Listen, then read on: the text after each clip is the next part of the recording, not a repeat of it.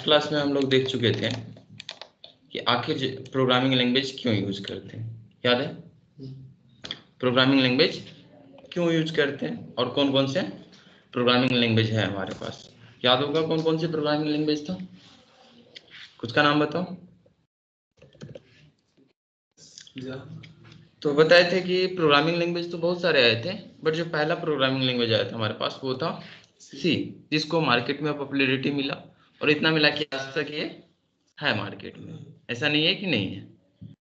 सी आ चुका था और सी क्यों आया था वो सारे डिस्कशन हम लोग लास्ट क्लास में कर चुके थे। सी आया था 1960 के आसपास में, ठीक है। जब सी आ चुका था मार्केट में तो क्या रीजन था कि जावा आया। और जावा कब आया बताए थे 19 के आसपास में, 30 साल बाद लगभग में जावा आया। कुछ तो रीजन रहा होगा जावा आने का, तो क्या रीजन था उसको हम लोग समझते, और उसको समझने के लिए थोड़े से सी का नॉलेज होना चाहिए। थोड़ा बहुत तो होगा सी का नॉलेज, तुम्हें नहीं होगा, इन लोग को होगा क्योंकि कॉलेज में थोड़ा सा सी पढ़े होगे, ठीक है। और हमें पूरा उम्मीद है हम जितने भी क्वेश्चन अभी सी में करेंगे शायद उसमें से एक दो तुम जरूर दे दोगे जवाब। तो सी तुम पढ़े थे। कल के स्टोरी में थोड़ा सा कहानी बच चुका था, उसको पहले खत्म कर देते हैं फिर आगे हम बढ़ेंगे। और कल के स्टोरी में क्या हो रहा था, एक तरफ हम थे, हम लोग एक तरफ थे और दूसरी तरफ कंप्यूटर सिस्टम था। याद होगा एक तरफ हम लोग थे दूसरी तरफ कंप्यूटर सिस्टम था, और इन दोनों के बीच में कम्युनिकेशन करना था। और अगर कम्युनिकेशन मुझे करना था तो हमारे और इसके बीच में क्या होना चाहिए था, लैंग्वेज होना चाहिए था। और वो लैंग्वेज कैसा होना चाहिए था, कॉमन लैंग्वेज। लैंग्वेज होना चाहिए था और कॉमन लैंग्वेज जो नहीं था हम लोगों के बीच में, कॉमन तो नहीं था। और अगर कॉमन नहीं था तो हम लोग किसी को बुलाए थे इस बीच में, किसको बुलाए थे, ट्रांसलेटर को। ट्रांसलेटर को लेके आए थे, क्या काम था इस ट्रांसलेटर का, ट्रांसलेशन का काम था। और ट्रांसलेशन में जो भी चीजें हम बताएंगे उसको कंप्यूटर के भाषा में समझाना था, और जो कंप्यूटर फिर उधर से रिस्पॉन्स करेगा उसको हमारे भाषा में समझाना था। लेकिन यहाँ पे भी एक प्रॉब्लम आया था, और वो प्रॉब्लम ये था कि जो हमारा नेचुरल लैंग्वेज था, वाईफाई का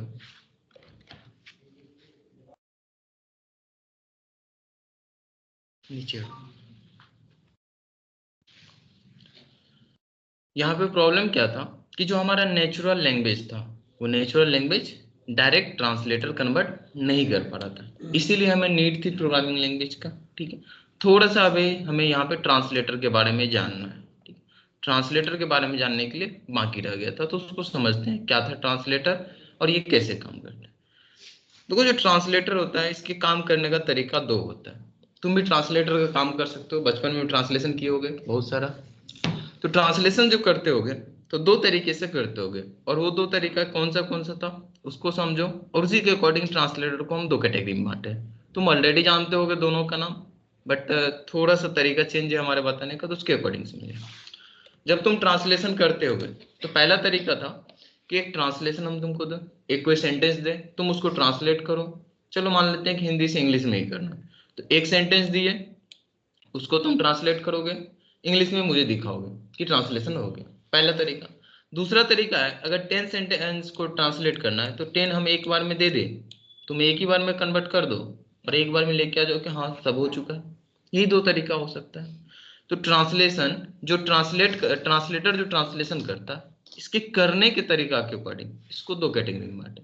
एक तरीका जिसमें एक एक करके वो ट्रांसलेशन करेगा, एक करेगा दिखाएगा, एक करेगा फिर दिखाएगा, और दूसरा तरीका सबको एक साथ करेगा और एक ही बार में दिखा देगा। तो इस दोनों तरीके के अकॉर्डिंग इसको हम दो कैटेगरी में बांटे। तुम यहाँ से अंदाजा लगा सकते हो कि दोनों में से कौन सा तरीका फास्ट होगा और कौन सा स्लो होगा, बता सकते हो। एक साथ जिसमें हम एक साथ देंगे और एक साथ करोगे, इसमें होगा क्या कि बल्क में काम हो जाएगा, और जब भी बल्क में काम होता है तो वो थोड़ा सा फास्ट होता है। तो दूसरा तरीका तुम्हें फास्ट लग रहा है, बिल्कुल वो दूसरा तरीका फास्ट है। इन दोनों तरीका को हम कंप्यूटर की दुनिया में कुछ नाम दिए हुए। जो पहला तरीका है हमारा जिसमें हम एक एक करके ट्रांसलेट करते हैं, नाम शायद पता होगा तुम्हें, ध्यान है, इंटरप्रेटर का नाम सुने होगे, कंपाइलर का नाम सुने होगे।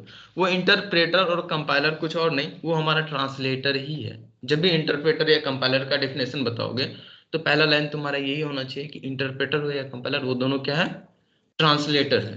ट्रांसलेटर को हम दो कैटेगरी में बांटे हैं, कौन सा? एक है इंटरप्रेटर और दूसरा ट्रांसलेटर।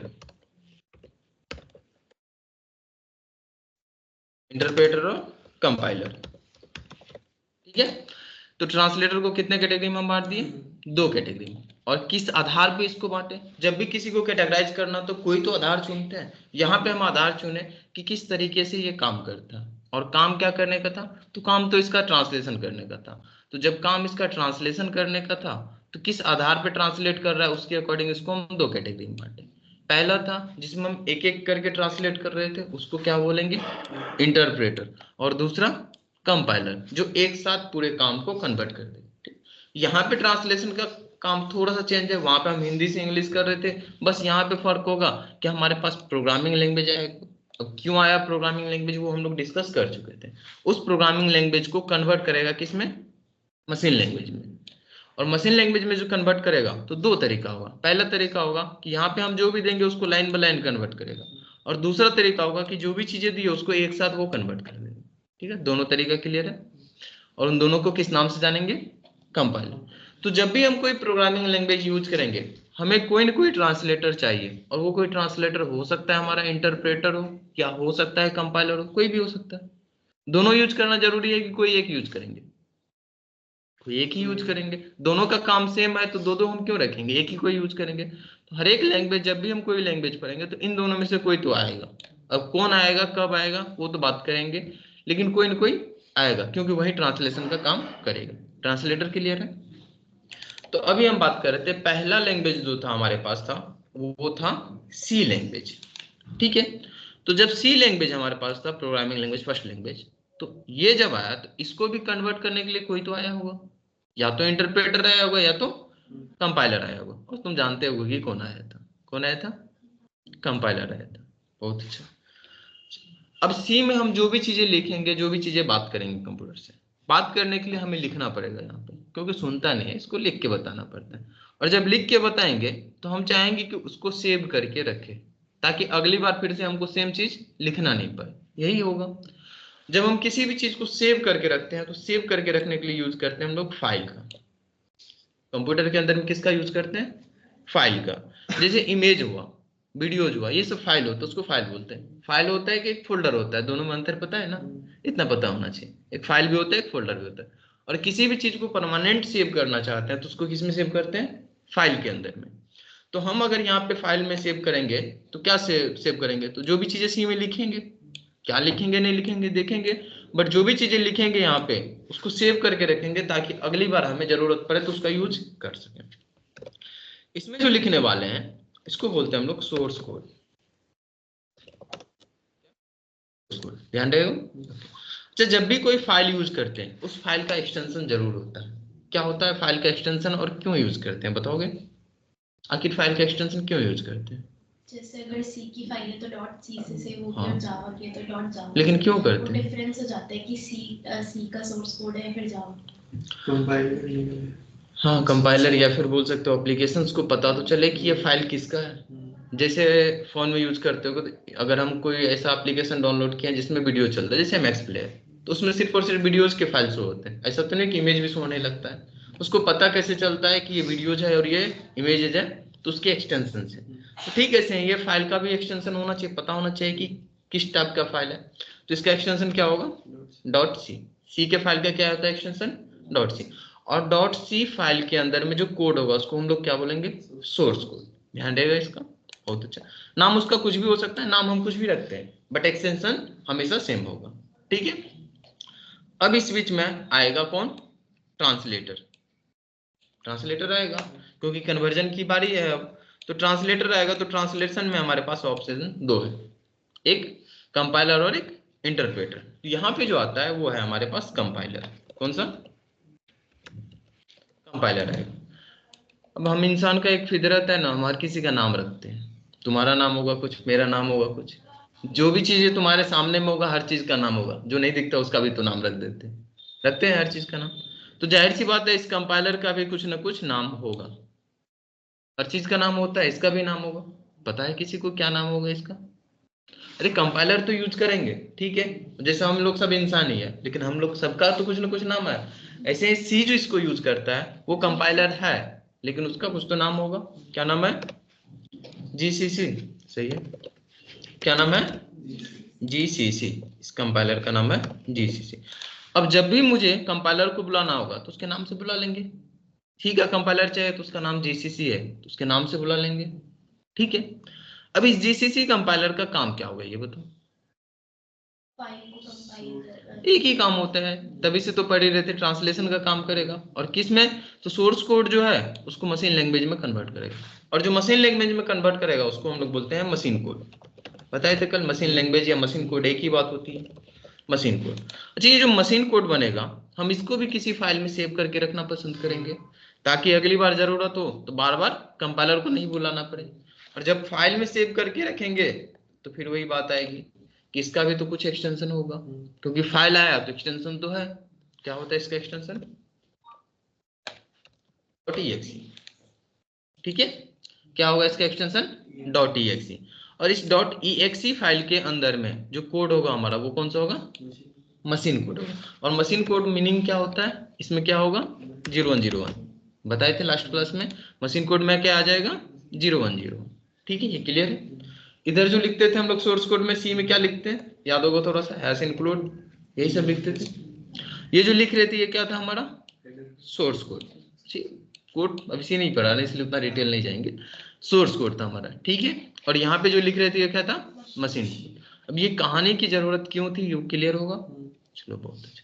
लेकिन मेरा क्वेश्चन ये था कि हमारे पास सी था, सी में सारा चीज हो रहा था, मशीन को समझ में आ रहा था, जो भी चीजें मुझे समझाना था हम समझाते, जीसीसी कंपाइलर को देते, काम हो जाता। जीसीसी कंपाइलर को देते, काम हो जाता। क्या जरूरत था कि जावा के तरफ आगे बढ़े थे? आखिर क्यों पढ़ रहे थे जावा? कुछ तो रीजन होगा, वो रीजन जानना था। तो हम थोड़ा सा हिंट भी दिए थे रीजन के लिए। सपोज अगर हमें न्यू फोन लेना है, गार्जियन से बोलेंगे हमें न्यू फोन लेना है, तो क्वेश्चन तो वो करेंगे। क्या क्वेश्चन करेंगे? क्यों लेना है? तुम्हारा जवाब क्या होगा? कुछ तो जवाब दोगे। क्या जवाब दोगे? तो बताए थे दो ही जवाब देने वाले हो तुम, और उन दोनों में से कोई एक तो होगा ही होगा। पहला जवाब क्या था? कि ये गड़बड़ हो गया है, कुछ गड़बड़ हो गया है, पसंद नहीं पड़ रहा है, चल नहीं रहा है फास्ट में, ठीक है। दूसरा जवाब क्या होगा? कुछ नया फीचर्स पसंद आ गया होगा क्या नए फोन का, यही होगा। तो जब हम सी को छोड़ के जावा के तरफ आगे बढ़ रहे थे, कुछ तो रीजन रहा होगा, मुझे वो रीजन जानना है कि आखिर क्या रीजन था। तो अगर कुछ गड़बड़ था तो क्या गड़बड़ था? क्या गड़बड़ था कि हम सी को छोड़ के जावा की तरफ आगे बढ़े? तो यहाँ पे प्रॉब्लम था, और क्या प्रॉब्लम था जब उसको हम समझते हैं तो समझ आ जाएगा कि जावा आखिर क्यों यूज की।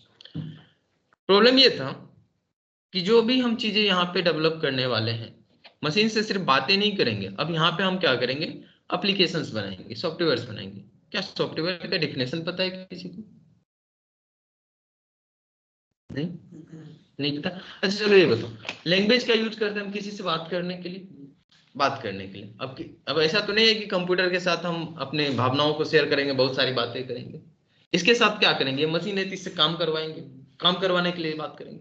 और जब किसी से काम करवाना होता है तो उसको इंस्ट्रक्शन दिया करते हैं, एक गिलास पानी लेके आओ, ये करो वो करो, क्या करते हैं? इसको इंस्ट्रक्शंस दे रहे हैं तो इंस्ट्रक्शन देंगे। तो यहाँ पे हम इस लैंग्वेज के थ्रू ये सीखेंगे कि इस कंप्यूटर को इंस्ट्रक्शंस कैसे दे कोई भी काम करने के लिए। और जब इंस्ट्रक्शन देंगे तो उसके थ्रू वो करेगा जो भी इंस्ट्रक्शन देंगे। अब हम क्या करते हैं? छोटे छोटे इंस्ट्रक्शन, दो चार इंस्ट्रक्शंस को मिला के एक ग्रुप में पैक कर लेते हैं, उसको बोलते हैं हम लोग प्रोग्राम्स। क्या बोलेंगे? प्रोग्राम्स, ठीक है। अब ये जो प्रोग्राम्स होगा तो प्रोग्राम्स के बारे में क्या बताओगे? Set of instruction is called program. और इंस्ट्रक्शंस क्या है? जो भी मुझे काम करवाना हुआ होगा वो एक एक करके देने वाले हैं इसको। अब कुछ इंस्ट्रक्शंस को मिला देंगे एक साथ तो उसको क्या बोलेंगे? प्रोग्राम्स। अब इसी तरीके के कुछ प्रोग्राम्स को एक साथ मिला देंगे तो उसको बोलते हैं हम लोग सॉफ्टवेयर, ठीक है। सॉफ्टवेयर क्या होता है? तो सॉफ्टवेयर के बारे में बताओगे कि set of program is called software, ठीक है, ध्यान रहेगा। और प्रोग्राम क्या होता है? Set of instruction is called program. और इंस्ट्रक्शन पता है तुम्हें कि क्या होता है? बता दोगे इसका डेफिनेशन? हमें बनना क्या है? Software developer. और सॉफ्टवेयर डेवलपर बनना है तो सॉफ्टवेयर लिखने के लिए सीखें, सॉफ्टवेयर बनाने के लिए सीखें। सॉफ्टवेयर बनाने के लिए बताए क्या कि सॉफ्टवेयर बनता कैसे है? सेट ऑफ प्रोग्राम से। तो हमें प्रोग्राम आना चाहिए। और प्रोग्राम बनता कैसे? सेट ऑफ इंस्ट्रक्शन है, तो हम इंस्ट्रक्शंस लिखने आना चाहिए। तो हम क्या सीखेंगे इस लैंग्वेज में, इंस्ट्रक्शंस लिखने के लिए, और वो इंस्ट्रक्शंस कंप्यूटर को समझ में आना चाहिए। जब समझ में आएगा तभी तो वो करेगा। कोई भी इंस्ट्रक्शन तुमको देंगे करने, तुमको समझ आएगा तभी तो करोगे, नहीं समझ आएगा तो कैसे करोगे। तो हम यहाँ पे इंस्ट्रक्शंस देने वाले जो कि कंप्यूटर को समझ आएगा, और इंस्ट्रक्शन देने के लिए सीखेंगे तो धीरे धीरे इंस्ट्रक्शंस को मिला देंगे, प्रोग्राम बन जाएगा। और प्रोग्राम देने के लिए सीख जाएंगे तो प्रोग्राम्स को मिला के सॉफ्टवेयर बना लेंगे। बस यही प्रोसेस होता है सॉफ्टवेयर बनाने का, ठीक है। तो हम यहाँ पे इंस्ट्रक्शंस देंगे। अच्छा, एक लैंग्वेज में इंस्ट्रक्शन देने के लिए सीख गए तो बात एक ही हुआ, दूसरा लैंग्वेज में थोड़ा सा तरीका चेंज होगा, इंस्ट्रक्शन तो वही होगा। वही कहानी होता है कि यहाँ पे कोई भी लैंग्वेज सीखो इंस्ट्रक्शन देने आना चाहिए। तो इंस्ट्रक्शन देने के लिए हम सीखेंगे, लेकिन क्वेश्चन हमारा ये था कि अगर हमारे पास सी था, इसमें तो इंस्ट्रक्शन दे ही रहे थे, तो क्या जरूरत था कि हम दूसरे लैंग्वेज की तरफ स्विच किए। तो देखो प्रॉब्लम क्या था, अब उसको समझते हैं। ये जो मशीन कोड है, तुम सुने हो कि कोई 64 बिट का होता है सिस्टम, कोई 32 का होता है, अलग अलग होता है। कोई विंडोज यूज करते हो, कोई मैक यूज करते हो, कोई लाइनेक्स यूज करते हो, अलग अलग ऑपरेटिंग सिस्टम यूज करते हो। अब हर एक ऑपरेटिंग सिस्टम का काम करने का तरीका अलग होता है, हर एक मशीन का काम करने का तरीका अलग होता है। क्यों? क्योंकि वो कोई 32 बिट पे काम कर रहा है, कोई 64 बिट पे काम कर रहा है। अब ये 64 क्या है, 32 बिट क्या है, ये भी समझ आएगा जब हम नंबर सिस्टम को पढ़ेंगे तो, ठीक है। अभी बिट मतलब ये समझ लेना, जैसे नंबर लिखे 1 लिखे तो ये 1 बिट हो गया, ठीक है। इस तरह से वो 32 बिट पे काम कर रहा है, 32 नंबर को एक साथ काम कर रहा है तो 32 बिट बोलते हैं। अगर 64 को यूज करके कर रहा है तो 64 बिट पे बोलते हैं, ठीक है। तो अगर कोई 64 को लेके आगे बढ़ रहा है, कोई 32 को लेके आगे बढ़ रहा है, तो जाहिर सी बात है इन दोनों के काम करने के तरीका में चेंज हो जाएगा, चेंज तो होगा ही होगा। अब काम करने के तरीका में चेंज होगा तो जो चीजें हम 32 बिट में रिप्रेजेंट कर रहे हैं, जो 64 में डिफरेंस हो जाएगा, काम करने का तरीका चेंज होगा, डिफरेंस हो जाएगा। इसका मतलब ये हुआ कि सेम कोड लिखा हुआ है, मशीन कोड सेम लिखा हुआ है, अगर हमारा सिस्टम चेंज हुआ तो उसको कुछ और समझ में आने लगेगा। क्यों? क्योंकि उसके काम करने का तरीका अलग है, और काम करने का तरीका अलग है तो कुछ और समझ में आने लगा। हो सकता है उसको समझ में भी ना आए क्योंकि कहानी बदल चुकी है। तो ये जो मशीन कोड है हमारे पास, जो exe फाइल है, इस मशीन कोड, ये जो exe फाइल है, इसके पास जो मशीन कोड है ये होता है मशीन डिपेंडेंट। अब मशीन डिपेंडेंट का क्या मीनिंग होता है कि जिस मशीन में हम उसको डेवलप किए, जिस मशीन में उसको डेवलप किए, वो जो डेवलप हो रहा था तो उस मशीन को के एनवायरनमेंट को ध्यान में रखते हुए डेवलप किया गया। उसको उस टाइम डेवलप किया होगा कि 64 बिट पे है, विंडोज के अंदर में, तो उसके अकॉर्डिंग डेवलप करो क्योंकि उसमें चलना बहुत जरूरी है। अब उसके अकॉर्डिंग जब इसको डेवलप किए, जब इस कोड को दूसरे में लेके जाएंगे तो ये नहीं चलेगा, नहीं चलने का गारंटी नहीं है कि नहीं चलेगा, चांसेस है कि नहीं भी चल सकता है, ठीक है। अब अगर वो नहीं चल रहा है, उसका रीजन क्या है? उसका रीजन सिंपल सा है, क्योंकि मशीन का काम करने का तरीका अलग है, और ये कोड जो है उस सिस्टम में पर्टिकुलर डेवलप हुआ था तो वो मशीन को नहीं भी समझ में आ सकता है। तो जो मशीन कोड होता है वो क्या होता है? Machine dependent. क्या ये मशीन डिपेंडेंट होने से कोई प्रॉब्लम है? क्या प्रॉब्लम है? अगर हम किसी सिस्टम के अंदर में इसको डेवलप किए, दूसरे में लेके गए, नहीं चला तो फिर गड़बड़ हो जाएगा। अब सपोज करो हम सॉफ्टवेयर डेवलपर बन गए, ठीक है, क्लाइंट आया दो, अब दोनों क्लाइंट आया, अब उसका कहना है कि हम विंडोज यूज करते हैं, हमको ये सेम एप्लीकेशन चाहिए। एक बोल रहा है थोड़ा सा अमीर था, बोलता है मैक यूज कर रहे हैं, हमें ये सिस्टम ये एप्लीकेशन चाहिए। एक ही एप्लीकेशन है, दोनों को अलग अलग सिस्टम में चाहिए। क्या वो दोनों में हम एक एप्लीकेशन डेवलप करके चला सकते हैं? नहीं चल रहा है। अब जब नहीं चलेगा तो हमें बार बार डेवलप करना पड़ेगा। बार बार डेवलप करें, परेशानी किसका बढ़ गया? डेवलपर का परेशानी बढ़ गया। दूसरा प्रॉब्लम सुनो, सपोज करो कोई यूजर्स आया, वो डील हो गया कि हाँ उसका प्रोजेक्ट बना रहे हैं, हम बना रहे हैं, सॉफ्टवेयर बन गया, उस टाइम बताया था कि हम विंडोज यूज कर रहे हैं, लेकिन ऐसा तो नहीं है कि वो दिया आज ही आके आज हम बना देंगे। हो सकता है हमको थोड़ा सा टाइम लगे बनाने में।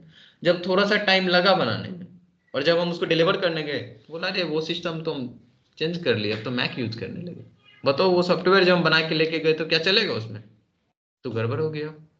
जब गड़बड़ हो गया तो हम इससे परेशान हो गए कि क्या प्रॉब्लम है इसमें, बनाते कुछ और है वो कुछ और जाता है।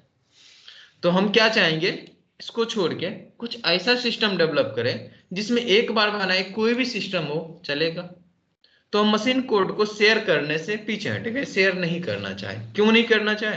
क्योंकि मशीन कोड होता है मशीन डिपेंडेंट, और मशीन डिपेंडेंट का मीनिंग होता है कि जिस सिस्टम जिस इन्वायरमेंट में इसको डेवलप किया वो उसी इन्वायरमेंट में चलेगा, दूसरे में नहीं चलेगा, ठीक है। ये चीजें बोलोगे ठीक है सर, मशीन कोड के साथ हमें प्रॉब्लम था, छोड़ते हैं इसको, नहीं चलाते, नहीं शेयर करेंगे, शेयर करने की बात है।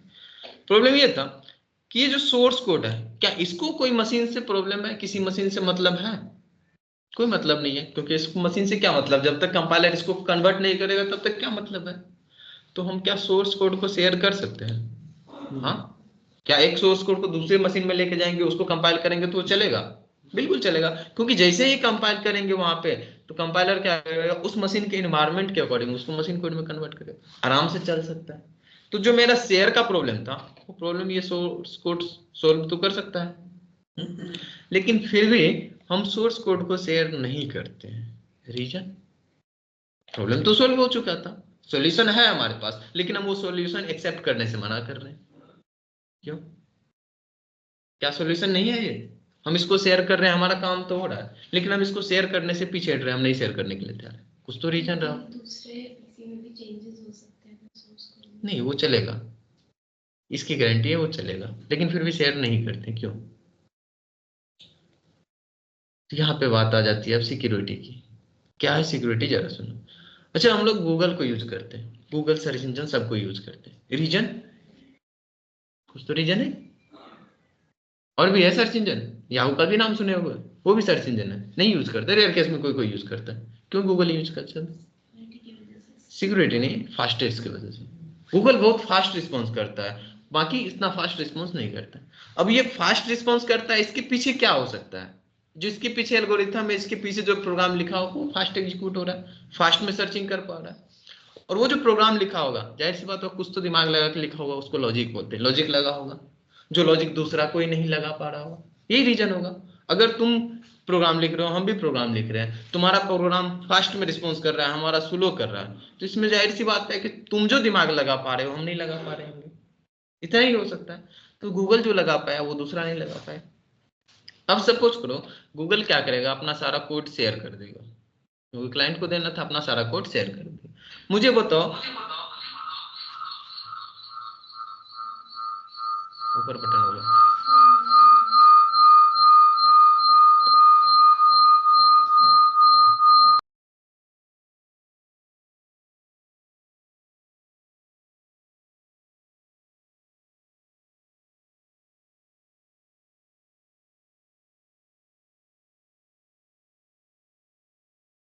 हो गया?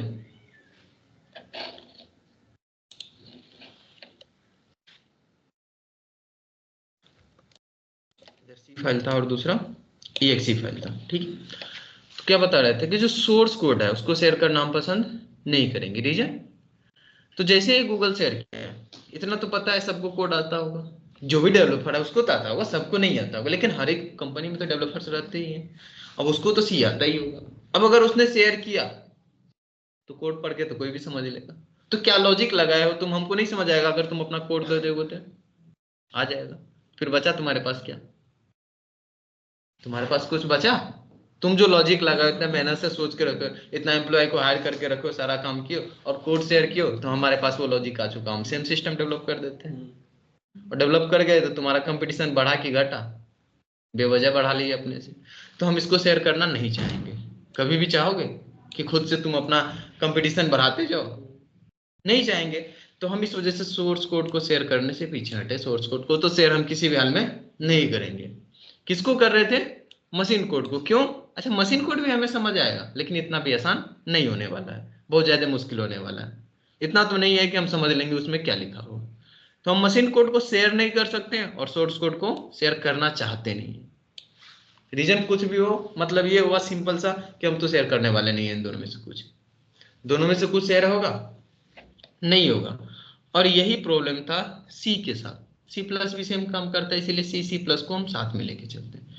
सी और सी प्लस का यही प्रॉब्लम था कि ये था हमारा प्लेटफॉर्म डिपेंडेंट। क्या प्लेटफॉर्म? और भी फीचर्स है, धीरे धीरे फीचर्स को पढ़ेंगे, कंपेयर करते रहेंगे कि क्या है नहीं है। जो मेन था इसका वो था प्लेटफॉर्म डिपेंडेंट का। और प्लेटफॉर्म डिपेंडेंट का प्रॉब्लम थोड़ा बड़ा प्रॉब्लम है। तो ये जो प्लेटफॉर्म डिपेंडेंट का प्रॉब्लम है, इस प्रॉब्लम्स को सोल्व करने के लिए हमें एक नए कॉन्सेप्ट की जरूरत है।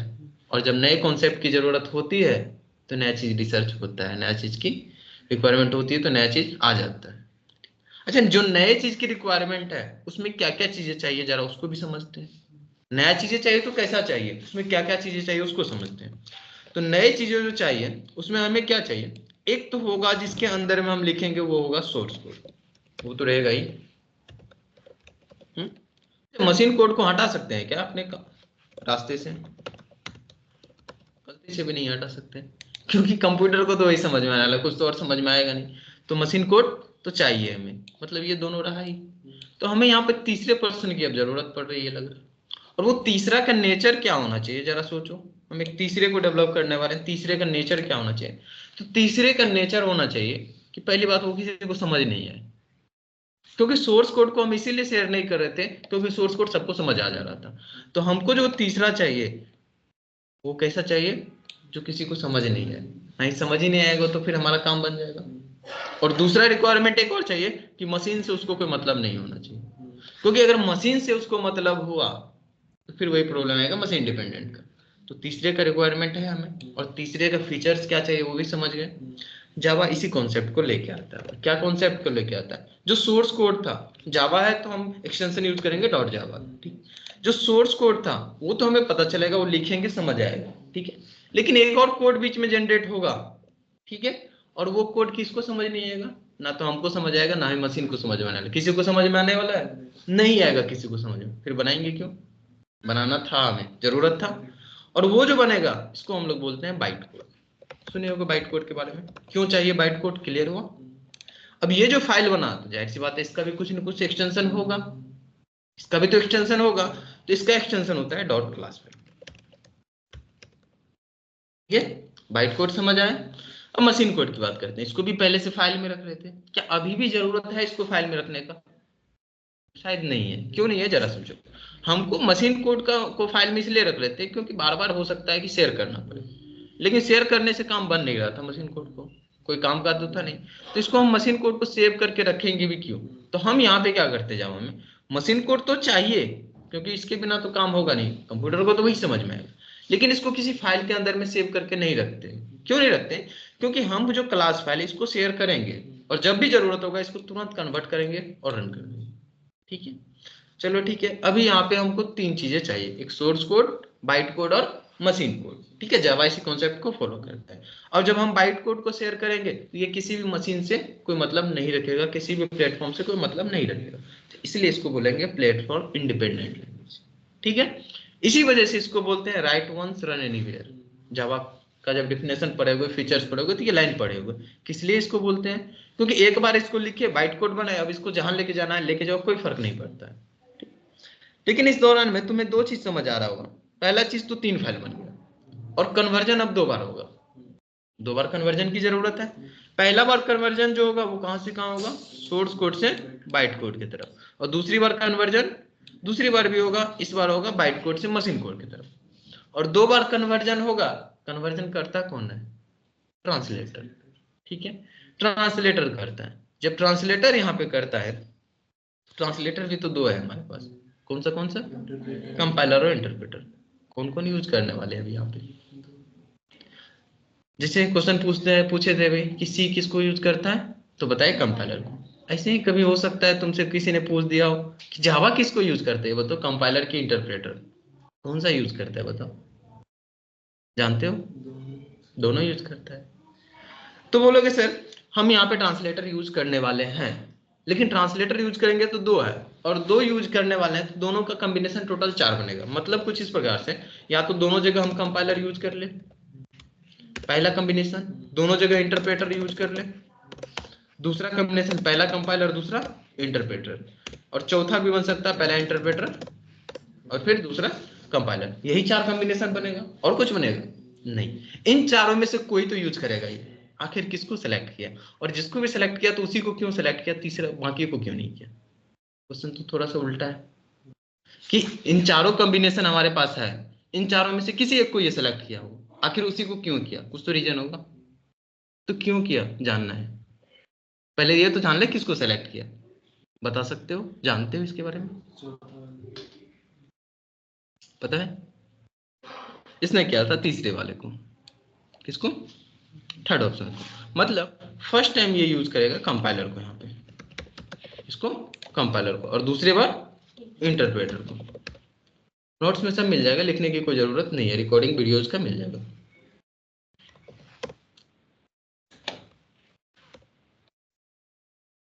लिखना पड़ जाएगा। यहाँ पे था हमारे पास जावा फाइल डॉट जावा, फिर आ जाएगा कंपाइलर। ठीक है,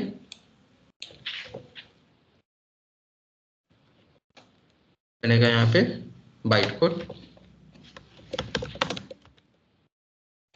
ये क्या था, सोर्स कोड, और इधर बन जाएगा हमारा मशीन कोड। लेकिन यहाँ पे आ जाता था इंटरप्रेटर। ठीक है, क्वेश्चन क्या था कि आखिर पहली बार कंपाइलर और दूसरी बार इंटरप्रेटर क्यों सिलेक्ट किया। खैर उससे पहले हमें ये जानना है, अभी थोड़ी देर पहले देखे थे किसी का भी वो नाम तो होता है, तो इसका भी कुछ नाम होगा, इंटरप्रेटर का भी कुछ नाम होगा। ठीक है, क्या क्या नाम है दोनों का। कंपाइलर का तुम्हें नाम याद होगा, क्या नाम है, जावासी। बहुत अच्छा, इंटरप्रेटर का भी बता ही दो। हार्ड याद है, आसान वाले भूल गए। इंटरप्रेटर का नाम जावा ही है। ठीक है, क्या है, जावा। जब भी जावा की बात करेंगे तो जावा यहाँ पे बहुत बार कॉमन आएगा। इंटरप्रेटर का भी नाम है और हमारा प्रोग्रामिंग लैंग्वेज भी जावा ही। इंटरप्रेटर का भी नाम क्या रखे हैं, जावा। जब भी हमें बुलाना होगा तो इसके नाम से ही बुलाएंगे, आगे बुलाने की जरूरत पड़ेगी तो नाम याद रखना। ठीक है, लेकिन क्वेश्चन ये था कि कंपाइलर और इंटरप्रेटर में से कंपाइलर पहली बार और दूसरी बार इंटरप्रेटर सब सेलेक्ट किए क्यों, ये जानना था। कॉम्बिनेशन क्या क्या था हमारे पास, कंपाइलर कंपाइलर, दूसरा कंपाइलर इंटरप्रेटर जो अभी सेलेक्ट किए हैं, इंटरप्रेटर कंपाइलर और इंटरप्रेटर इंटरप्रेटर। देखो अभी इन दोनों का कुछ प्रॉपर्टी भी हम पढ़े थे, एक फास्ट होता है एक स्लो होता है। फास्ट कौन सा था, कंपाइलर फास्ट था। क्यों फास्ट था, एक ही साथ कन्वर्ट कर दे रहा था। तो हुआ क्या कि ये जो सोर्स कोड से बाइट कोड में कन्वर्जन की बारी थी, क्या ये हमको बार बार करने की जरूरत है, नहीं, लेकिन सारा सही होना चाहिए तभी कंपाइल करेंगे। तो यहाँ पे हम क्या सोचे कि हमें यूज तो अभी नहीं करना है, बाइट कोड को तो यूज करने वाले नहीं, तो कंपाइलर को यूज किया, जल्दी से कन्वर्ट करके सीधा फास्ट में हम लोग बाइट कोड जनरेट किए। ठीक है, अब बाइट कोड में मान लेते हैं कि 1000 लाइन है, क्योंकि प्रोग्राम्स में तो 1000 लाइन आम बात है। अब 1000 लाइन का कोड है, अब जरूरी तो नहीं कि 1000 लाइन हम हर बार यूज ही करेंगे। तुम फेसबुक या इंस्टाग्राम जो भी ओपन करते हो तो सारा फीचर्स को यूज करते हो, ऐसा कोई जरूरी है। कुछ फीचर्स को बार बार यूज करते हो, कुछ को नहीं यूज करते हो, मैक्सिमम तो तुम नहीं ही करते हो। ऐसा तो नहीं कि सारा चीज एक बार ओपन कर ही लेते हो, नहीं, ऐसा नहीं होता है। तो जब भी तुम एप्लीकेशन बनाओगे तो ये कंपलसरी नहीं है कि सारे लाइन एग्जीक्यूट होने वाले हैं, सारे लाइन एग्जीक्यूट होने वाली ये कंपलसरी नहीं है। और अगर सारे लाइन जरूरी नहीं है, कुछ ही लाइन जरूरी है, और कुछ ही लाइन के साथ कौन अच्छा से काम करने वाला है, इंटरप्रेटर। अब अगर सपोज करते हैं कि हमें 100 लाइन ही करना था, तो ये काफी है इसके लिए ना, तो थोड़ा सा एप्लीकेशन हमारा फास्ट हो जाएगा, लोड कम बढ़ेगा। अब लोड क्यों कम बढ़ेगा, जरा उसको सोचो। ये जो मशीन कोड है, क्या इसको किसी फाइल के अंदर में हम सेव करके रखे हैं, नहीं सेव करके रखे हैं। जब सेव करके नहीं रखे हैं तो कहीं पर तो होगा, ये कहाँ पे होता है, तो कंप्यूटर के अंदर में 2 मेमोरी होता है। कौन सा, एक इंटरनल मेमोरी, एक रैम, 2 चीजें होती है। जब भी फोन भी खरीदते होगे तो 2 देखते होगे, जो नहीं जानता है ना कुछ भी वो भी देखता है रैम कितना है, इंटरनल मेमोरी कितना है, नहीं जानता है कुछ फिर भी देखता है, और उसको भी इतना पता रहता है रैम ज्यादा रहेगा ना तो बहुत फास्ट चलता है, पता रहता है ना, कुछ नहीं आता है लेकिन इतना पता रहता है। तो तुम लोग को तो इससे ज्यादा पता होगा। तो जो मशीन कोड है इसको भी तो कहीं पे रखना ही पड़ेगा ना, हवा में तो रहेगा नहीं, किसी न किसी मेमोरी में रहेगा। तो इन दोनों में से कहाँ पे रहेगा, तो दोनों का अपना अपना यूज है। रैम का क्या होता है, जहां पे हम लोग प्रोग्राम्स को एग्जीक्यूट करते हैं, जहां हमारा एप्लीकेशन एक्चुअल में चलता है। तो इसको जो हम अभी बना रहे हैं, चलाने के लिए बना रहे हैं, तो ऑलरेडी मेमोरी में तो सेव करके इसको रखे थे, तो ये कहाँ पे रहेगा, रैम पे, रैम पे ये रहेगा। अब रैम पे रहेगा तो फालतू का लोड बढ़ा के क्या करोगे तुम, कम ही रखना चाहोगे, जितना जरूरी है उतना रखो। तो इसी के लिए हम यहाँ पे इंटरप्रेटर को सिलेक्ट किया, वहां पे कंपाइलर को सिलेक्ट किया। क्लियर है, कंपाइलर का नाम क्या था, इंटरप्रेटर का क्या नाम था, वो क्लियर है, कोई दिक्कत यहाँ तक में नहीं। जावा क्यों आया, सी को क्यों छोड़ दिया, वो भी क्लियर है, यहाँ तक क्लियर है ना। अब जरा समझो, अगर हम कुछ भी जावा में लिखना चाहते हैं तो लिखने के लिए तो लिख लेंगे, लेकिन उसको फिर से एग्जीक्यूट करने के लिए हमें 2 चीज चाहिए। अब कौन सा चीज चाहिए, एक तो हमें जावा सी चाहिए और दूसरा जावा चाहिए जो इंटरप्रेटर है। ये दोनों तो चाहिए, बिना इसके तो अब कुछ काम नहीं हो सकता हमारा। इसके अलावा भी कुछ चीजें चाहिए, जब तब जाके हम जावा के प्रोग्राम्स को एग्जीक्यूट कर सकते हैं। अब क्या क्या चीज चाहिए जरा सुनो। इसके अलावा मुझे एक ऐसा एनवायरनमेंट चाहिए जहां पे जावा के कोड्स को लिखे एग्जीक्यूट कर सके, एनवायरनमेंट तैयार करके दे। जैसे हम लोग को रहने के लिए एक एनवायरनमेंट चाहिए ना, उस एनवायरनमेंट में रह पाते हैं। ऐसे ही जावा के कोड को एग्जीक्यूट करने के लिए हमें एक एनवायरनमेंट चाहिए, उसको बोलते हैं हम लोग JRE, Java run time environment. ये भी चाहिए।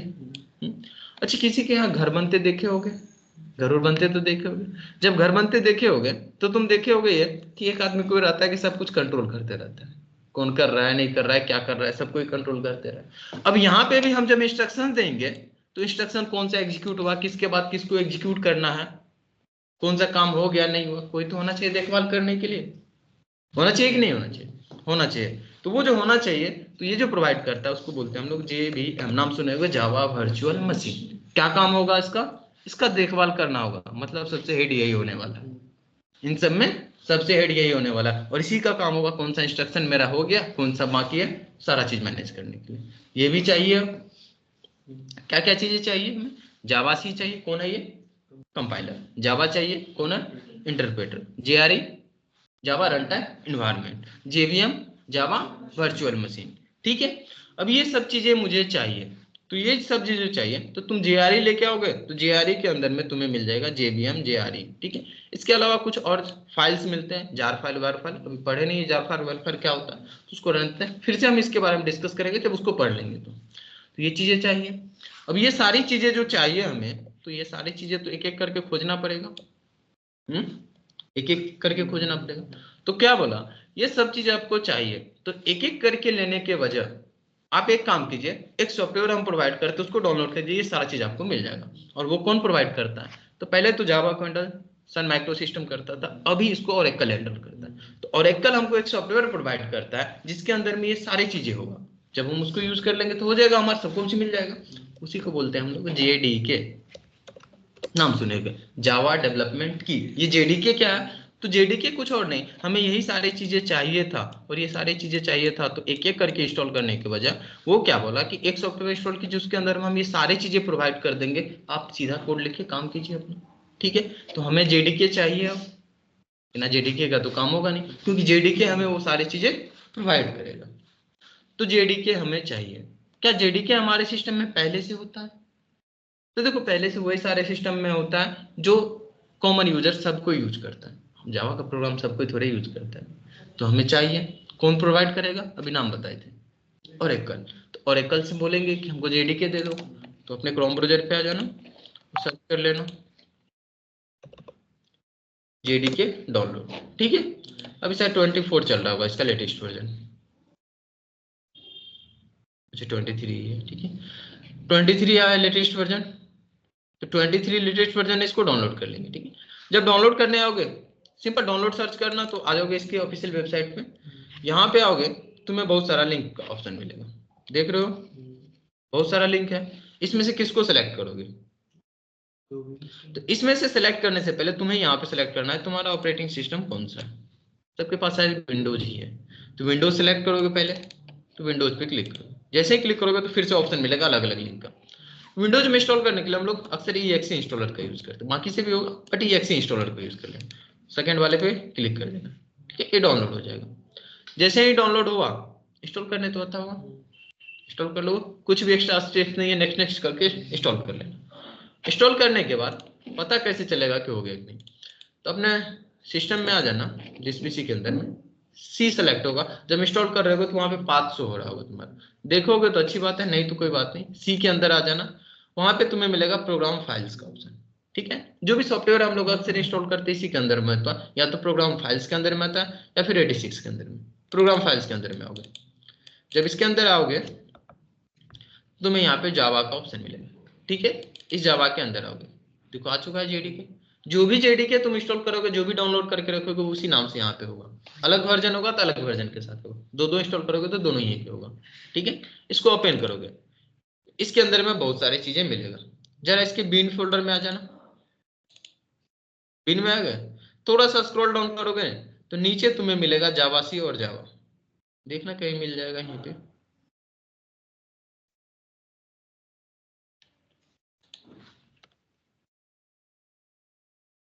जावा, जावा सी, ठीक है। तो जेडीके के साथ मिल चुका है, जीआरई तुम्हें विजिबल नहीं होगा और नहीं जेवीएम विजिबल होगा, ठीक है, बट इसके साथ मिल जाता है। जावा सी और जावा मिल चुका है। कहाँ मिला? तो सी में मेरा इंस्टॉल हो चुका था, उसके पास बीन फोल्डर है, बीन के अंदर में मिल गया। इसके साथ साथ और एक्स्ट्रा फाइल भी चाहिए होता है हमें। अब वो फाइल कौन सा था, क्या है, उसके बारे में बताएंगे तो समझ आएगा। फिलहाल वही सब फाइल मिला हुआ, अब वो फाइल क्या है नहीं उसके बारे में आगे देखेंगे। तो आ चुका है जेडीके। अब ये आया है कि नहीं पता कैसे चलेगा? तो तुम यहाँ पे ओपन करना कमांड प्रॉम्प्ट, सर्च करना CMD। आगे कमांड प्रॉम्प्ट के अंदर में कोई पर्टिकुलर लोकेशन पे ये होगा, कोई बात नहीं, कोई भी लोकेशन पे हो, सर्च करना है कि हम जावासी को खोज रहे थे, मिला क्या? तो जावासी का वर्जन चेक कर लेना, जो भी वर्जन है वो बता देगा। या सिंपल अगर नहीं याद रहे तो जावासी लिख के इंटर करना। अगर जावासी होगा तो उसके बारे में पूरा डिटेल बताएगा कि ये क्या है नहीं है दिस टाइप। अगर नहीं होगा तो बोलेगा कि जावासी नॉट रिकॉग्नाइज्ड। अगर इंस्टॉल नहीं किया होगा तो बताएगा कि जावासी क्या हमें मिला ही नहीं। अगर इंस्टॉल हो चुका होगा सक्सेसफुली तो कुछ से कुछ ये बताएगा, बहुत सारा चीजें क्या बताएगा पता नहीं, देखता हूँ। मिल गया जावासी। जावासी आ चुका है, इसके साथ जावा भी आ चुका है, देख ही लिए दोनों आ चुका है, जेवीएम आ चुका है और जेआरई भी आ चुका है। अब बस एक ही काम रह गया, इंस्ट्रक्शन देने के लिए सीख जाए, काम ही खत्म है हमारा। बाकी का काम तो उसका खुद का है। तो इंस्ट्रक्शन देने के लिए हमें सीखना है। और कैसे देंगे इंस्ट्रक्शन? तो इंस्ट्रक्शन देने के लिए हम लोग यूज कर लेते हैं, कहीं पे तो लिखना पड़ेगा। तो कहीं पे लिखने से अच्छा है कि सिस्टम में एक मिल जाता है हमारे पास एडिटर, जिसको बोलते हैं नोटपैड। सबके सिस्टम में होगा, सबके पास विंडोज ही है तो नोटपैड ही मिलेगा। हाँ, किसी के पास अगर मैक होता तो उसमें टेक्स्ट एडिटर के नाम से मिल जाता है, ठीक है। नोटपैड ही है, इसको ओपन किए। अब यहाँ पे हम एक एक करके इंस्ट्रक्शन देंगे, ठीक है। तुम्हें ध्यान होगा जिस लैंग्वेज में भी हम बात करते हैं, हर एक लैंग्वेज का कुछ रूल्स होता है, रेगुलेशन होता है, उसी के थ्रू हम देने वाले होते हैं। खैर अभी हम क्या लिख रहे हैं, प्रोग्राम नहीं लिख रहे हैं, उसको तो अगले क्लास में डिस्कस करेंगे। लेकिन अभी एक प्रोग्राम लिखेंगे जिसमें हम इंस्ट्रक्शन देंगे कुछ काम करने के लिए, वो काम करेगा वो दिखाते हैं, ठीक है। वो क्या है नहीं है, अगर आता है जावा पहले से तो समझ आ रहा है, नहीं आ रहा है तो फिर इसको स्किप कर देना।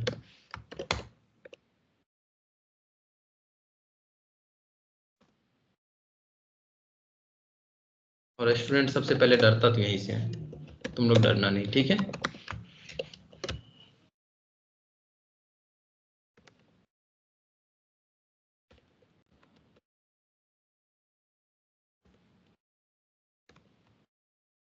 हम पता है मेरा सबको।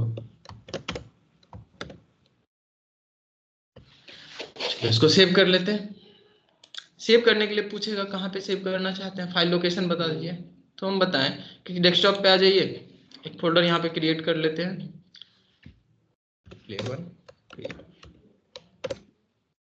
ठीक है। इस फोल्डर के अंदर में आगे कोई एक पर्टिकुलर लोकेशन सेलेक्ट की, फाइल का नाम क्या देंगे बाद में देखेंगे क्या देते हैं, फिलहाल तो हम इसको रन करके देखेंगे। बट इतना पता है कि इसका एक्सटेंशन जावा होने वाला है। देखो सेलेक्ट हमको यहीं से करना था सेव टाइप में, लेकिन था नहीं तो अपने मन से लिख दे जावा, फाइल का टाइप ऑल टाइप करें। ध्यान देना ऑल टाइप करना जरूरी है, नहीं तो फिर रन नहीं होगा, ठीक। ऑल टाइप किए, इसको सेव किए, सेव हो गया। जाके देखेंगे यहाँ पे एक जावा फाइल हमें मिल चुका है। अब यहाँ से आओगे कमांड प्रॉम्प्ट में, मिल गया। जावा सी कंपाइलर का नाम था, बुला लेते हैं उसको, बुला लिए। इसको बोलते हैं कि एक फाइल बनाए थे हम test.java नाम से, एक्सटेंशन के साथ देना है नाम, ठीक है। उसको थोड़ा कंपाइल करके बाइट कोड दो तो हमें, जैसे ये तो बोलेगा कि फाइल नहीं मिला हमको, क्या एरर दे रहा है, फाइल नॉट फाउंड। और ये फाइल नॉट फाउंड का क्या मीनिंग है, फाइल इसको नहीं मिला। और क्यों नहीं मिला, फाइल तो हम बनाए थे, ठीक। हम इसको बताए कहाँ की कहाँ पे फाइल है, अभी हम किस लोकेशन पे ये बता रहा है, क्या ये वही लोकेशन है जहाँ पे मेरा फाइल है, नहीं ये वो लोकेशन तो नहीं है। अब यहाँ पे तुम उस फाइल को ढूंढोगे तो फिर दिक्कत है, दिक्कत तो है। तो हमको उस पे जाना है। और यहाँ पे क्या होता है, कमांड प्रॉम्प्ट में पहले इसको हम दो सेपरेट एग्जीक्यूशन बोलते हैं, ठीक है। कमांड प्रॉम्प्ट में हम फोल्डर को बोलते हैं डायरेक्टरी, क्या डायरेक्टरी, ध्यान देगा, फोल्डर को क्या बोलेंगे, डायरेक्टरी बोलते हैं। तो अब हमको क्या करना है, चेंज करना है फोल्डर। तो जब हम डायरेक्टरी बोल रहे हैं तो क्या बोलेंगे, चेंज करना है डायरेक्टरी। तो इसको शॉर्टकट में बोलते हैं सीडी, ठीक है। सीडी कमांड होता है और इस कमांड का मीनिंग क्या हुआ, चेंज डायरेक्टरी। डायरेक्टरी चेंज करना मतलब फोल्डर चेंज करना। तो हमको उस पर्टिकुलर फोल्डर के अंदर में जाना है। फोल्डर कौन सा था, ये था। इसका पाथ तुमको विजिबल यहाँ पे हो रहा होगा, देखो ये कहाँ पे है, ठीक है। इसको कॉपी कर लो, अपने कमांड प्रॉम्प्ट पे आओ, सीडी लिखें, उसको पेस्ट करके एंटर करो, पहुंच गए हम उस लोकेशन पे। पहला तरीका समझ आया। या दूसरा तरीका इससे भी आसान है, इसको क्लोज करो। यहाँ पे अभी 500 हो रहा था, इसको हटा के यहाँ पे लिखो CMD, लिखे इंटर कर दो। जैसे ही तुम इंटर करोगे ये उसी लोकेशन पे ओपन करेगा CMD। कोई भी तरीका से बस हमें CMD तक पहुंचना था, पहुंच जाएंगे। CD मतलब समझ आ गया, बहुत अच्छा। अब यहाँ से बुला लेते हैं जावा सी को। आ गया जावा सी, फाइल का नाम test.java था, दे देते हैं test.java, इंटर करते हैं। जैसे इंटर किया आउटपुट तो कुछ आया ही नहीं।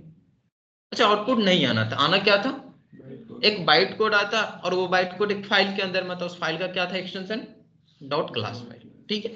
और उस बाइट कोड के बारे में बताए थे, समझ नहीं आने वाला है, नहीं आएगा। चलो देखते हैं, एक नया फाइल बन चुका है इसके अंदर में। देखो पहले एक ही फाइल था, एक और आ चुका है, और उसका एक्सटेंशन क्या है, डॉट क्लास फाइल है। राइट क्लिक करके इसके प्रॉपर्टीज में आके देखोगे तो डॉट क्लास ही मिलेगा, तुम्हें मिल रहा है डॉट क्लास फाइल, एक्सटेंशन यही बताए थे। जरा इसको ओपन करके देखते हैं, समझ आ रहा है कुछ, कुछ कुछ चीजें समझ आ रही होगी, लेकिन लिखे क्या है उसका मीनिंग नहीं पता चल रहा। चाहिए भी तो हमें यही था कि कोई समझ ही नहीं पाया, तो बाइट कोड का मतलब समझ आ चुका था, तो बाइट कोड हमें मिलेगा। काम का कौन सा है, बाइट कोड ही तो काम का है। अब जावा फाइल तो हम लिखने के लिए यूज किए थे, काम तो बाइट कोड का। तो हम फिर से चलते हैं कमांड प्रॉम्प्ट पे, बुलाते हैं किसको इस बार, इंटरप्रेटर को। नाम क्या था, जावा नाम बुला लिए। फाइल का नाम दे देते हैं टेस्ट डॉट क्लास फाइल देंगे इसको, ठीक है। एनीवे इसको एक्सटेंशन देने की जरूरत नहीं है, लेकिन क्यों, इसके बारे में डिस्कस करेंगे समय आने पे, ठीक है। पहली बार एक्सटेंशन दिए, दूसरी बार नहीं देंगे, लेकिन क्यों नहीं देंगे ये बताएंगे आगे। अभी थोड़ा सा पेशेंस रखो, इंटर करते हैं।